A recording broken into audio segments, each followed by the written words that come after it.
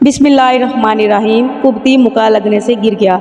इसी तरह माहो साल गुजरते रहे। मूसा अलैहिस्सलाम फ़िरौन के महल में ज़िंदगी के मराहल गुजारते रहे, हत्ता कि आप अलैहिस्सलाम की उम्र 12 साल हो गई। लेकिन फ़िरौन चूँकि ज़ालिम बादशाह था और उसकी कौम कुबती भी बड़ी ज़ालिम थी, वो हमेशा जुल्म और सितम का अलाव रोशन रखते थे, और हज़रत मूसा अलैहिस्सलाम इन तमाम चीज़ों से तंग थे। आप अलैहिस्सलाम से ये सब कुछ ना देखा जाता था।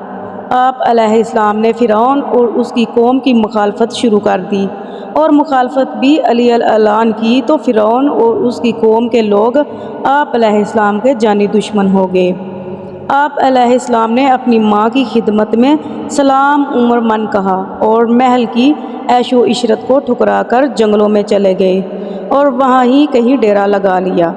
एक दिन दोपहर के वक़्त जब तमाम कौम के लोला कर रही थी, हज़रत मूसा अलैहिस्सलाम शहर में दाखिल हुए तो देखा कि एक इसराइली और कुबती आपस में झगड़ रहे हैं। इसराइली ने आप अलैहिस्सलाम को मदद के लिए पुकारा।